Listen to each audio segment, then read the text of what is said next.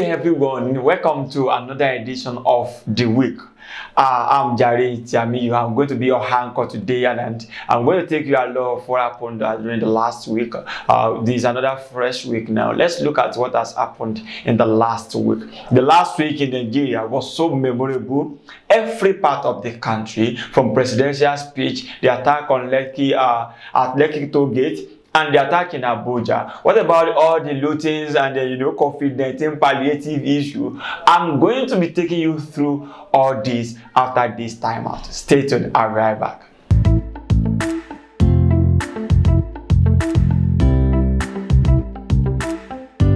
Education is the power. Education is the key. Education is key. Education is light. Education is power. However, quality education is what can unlock potentials, eliminate ignorance, and fight illiteracy. Finding this type of quality education is becoming a challenge. But I have found a school where quality education abounds. Ibadulai Group of School and Ibadulai Caliphate College, Ilobu. At Ibadulai schools, they combine both Western and Islamic education. Their classrooms are conducive with fully equipped laboratories, ICT center, and library. The school is blessed with caring and quality teachers who make school environments comfortable for pupils and students. Ibadulai Group of School is located at Atoyebi Estate, Konda area, Ilobu, Osun State. Telephone 0803 501 2533 or 0706 225 8520. At Ibadulai Group of School and Ibadulai Caliphate College, quality education is our watchword.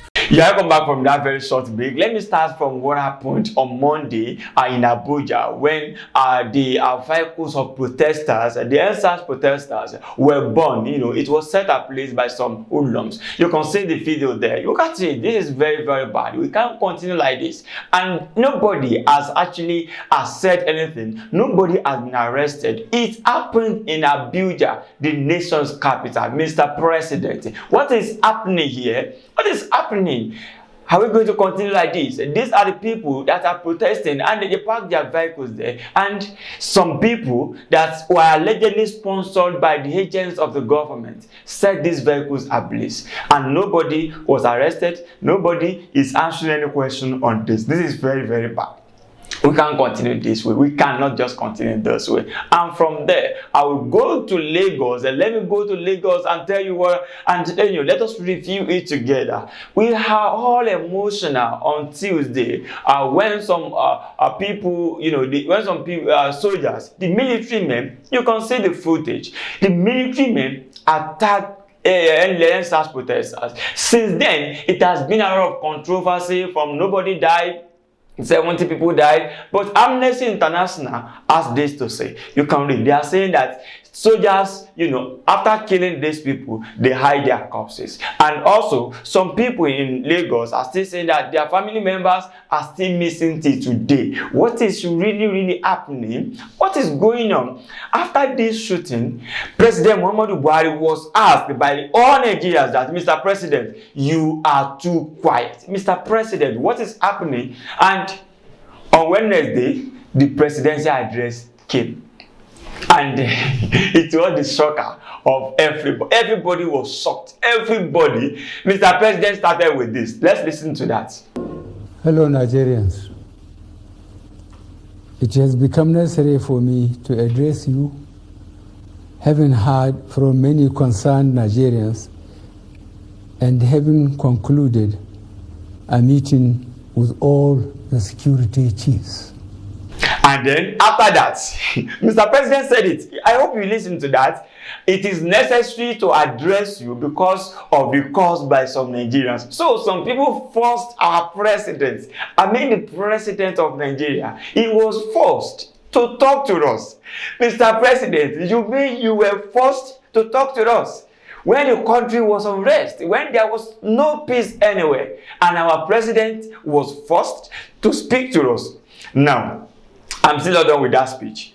Mr. President gave us 20 points. The speech just contained like 24 points. Yeah. And in that statement, there was nowhere rather that President mentioned Lekki shootings. Everybody was now asking, is Mr. President not aware? Is Mr. President aware?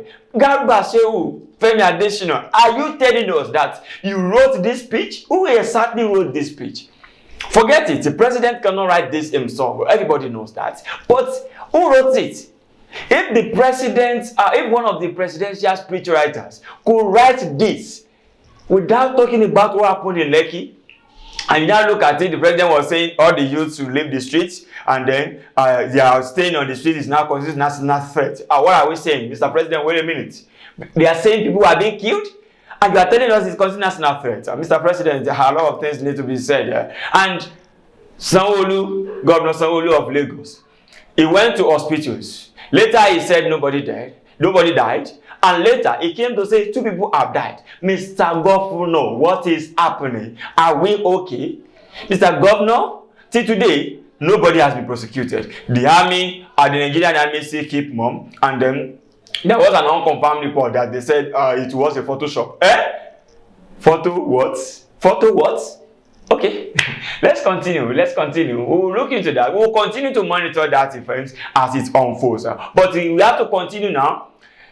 As well, I know everybody was just coming out of that shock of Mr. President's speech. Nigeria was given another shock, and it started from Oyo State, where COVID-19 palliatives were discovered.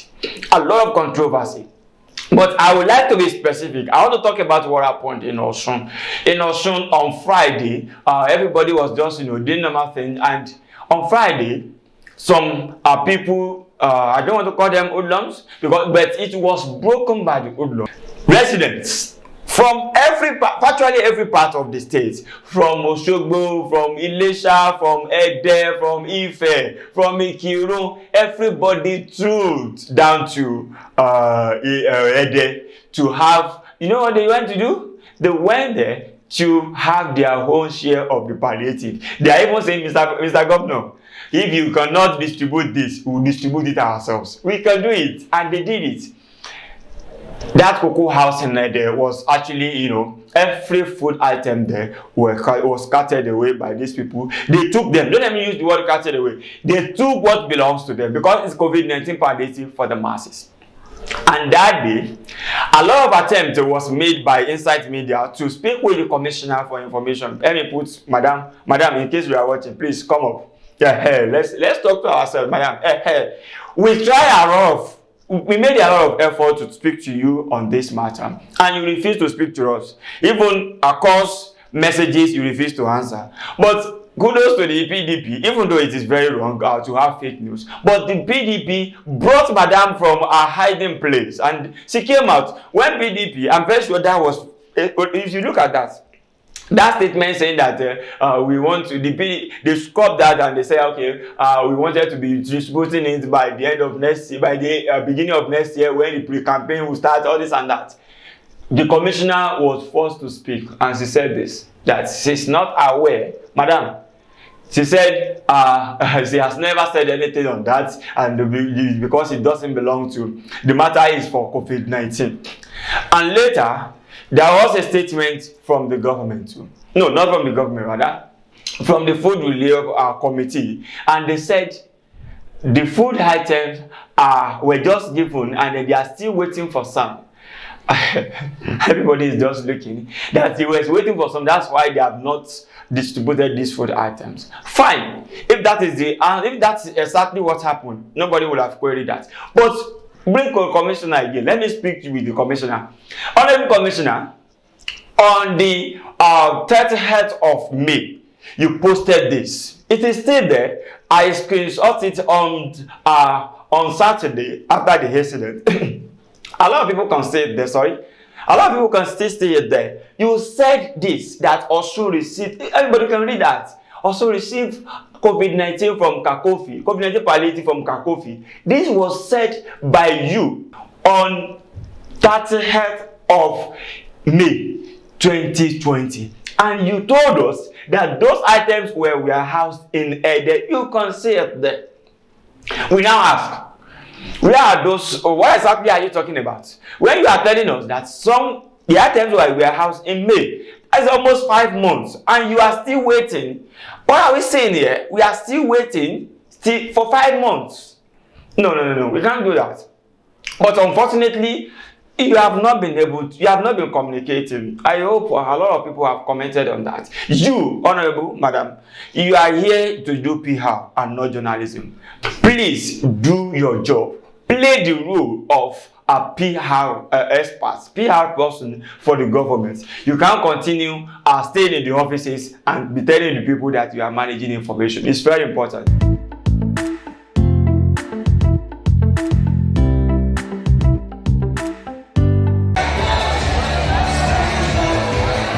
In 2018, the good people of Osun State massively voted for Governor Adegboyega Oyetola. The mission was to bring in the Ileroluwa to their lives. Month after month, the governor has continued to change the narratives and redefining governance, putting people's need as topmost priorities.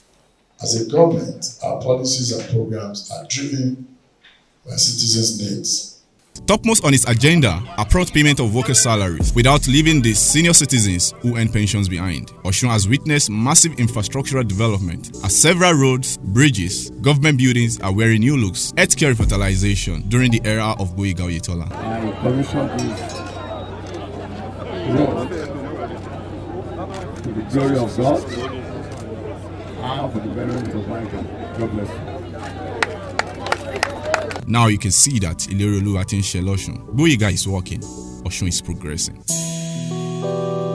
Moving on, how are we going to Benin? Edo State capital. Please help me bring Governor Godwin Obaseki.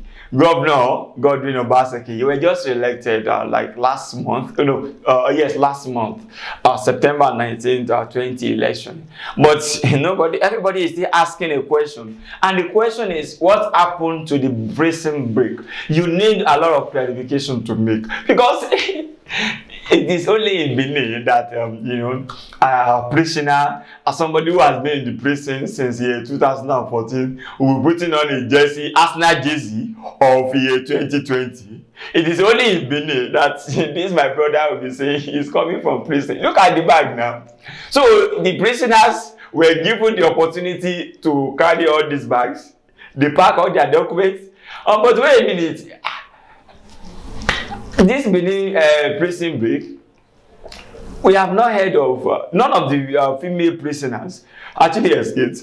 One of my friends said that maybe they are doing their makeup or they are seeing how their menstruation. We don't know. But Mr. Governor, you gave ultimatum 2 times. After the first one expired, you still extended it. You are still looking for Benin the prisoners. Okay. I hope Mayo and will join you in Benin to look for it, and even though some other anchors of the week they actually join you in Benin to look for your prisoners. But it is obvious. Some people are still saying it's not me. Allegedly, when we move on the street, people say a lot of things. Mr. Governor, they said this thing was stage managed. I don't know, it's not me, but it's people. When you still go on social media, go on Twitter, you will see a lot of questions for you to answer. Please, it's not me. It is those people you see on social media that are saying it to. Not me at all. But Mr. Governor, please, you have to respond to them. Maybe you are closer to Azagi, can actually help you, and then you have a lot of things. Moving on to the last topic I want to discuss on today's show, and that has to do with Arson and the looting spree that we witnessed on Friday, Saturday in Osun, Lagos. It started in Lagos on Wednesday, but in Osun, Kwara, Edo, some parts of Oyo, Cross River, and some other parts of the country. This is very, very bad.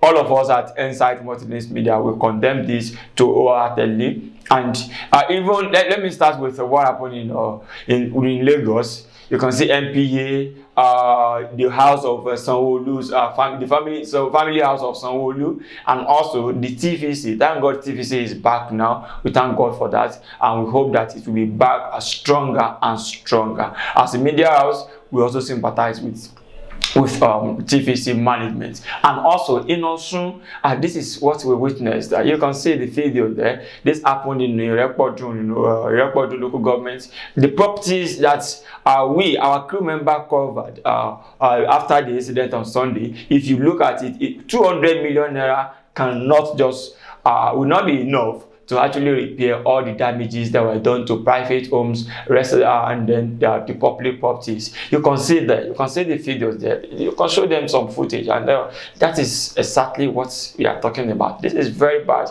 You can't continue like this. In Kwara state government, by Ilorin people, Ilorin people, their own is even very bad. Ilorin, somebody is carrying this. Look at this. A whole story, brother. And look at this too. Somebody is carrying toilets. One person is carrying the WC. The other one is carrying the water basin. Look at it. No, just ask them. Ilorin people, when they do their own like this, you will know that that is very bad. But thank God that some of them have been arrested. The arrest started from Ilorin, and then in Osun State, some of them have also been arrested. Our governor is also magnanimous enough. He has given 72 hours for everybody who looted private properties, even our businesses, to bring them in. Some people's life are going to be affected. Look at that local government. Look at Iwo. Look at Ede. Look at Irepodo. See all those footages. You will realize that there is nothing anybody wants to do. Some lives will be affected. Some workers are in these places. What are they going to do? Look at Subeb. INEC was not also spared. Look at it there. We can't continue like this. We cannot continue like this. I sympathize with everybody whose property has been damaged, and then we hope that God will replenish you, and we hope the federal government and the state government will swing into action. Not only arrest these people, prosecute them. Even the amnesty, I'm not okay with that, but fine, it has actually come. Please, let us ensure that some people are prosecuted. That is how I can believe that I'm safe.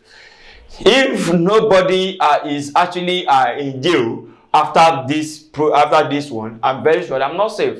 And then as a state, asking investors to come, this must be dealt with, and that is what we believe that will be done. Condolences to everyone. Senator Bassey in Cross River, we condole with you, and some other people whose properties have been damaged by the looting spree that we experienced and the harassing that we saw during the week. That is how far we can go on today's edition. Till some other time when somebody else brings something very important to you, the review of the week to you. I'm Jare. Tiamiyu. Have a blessed week. Bye for now.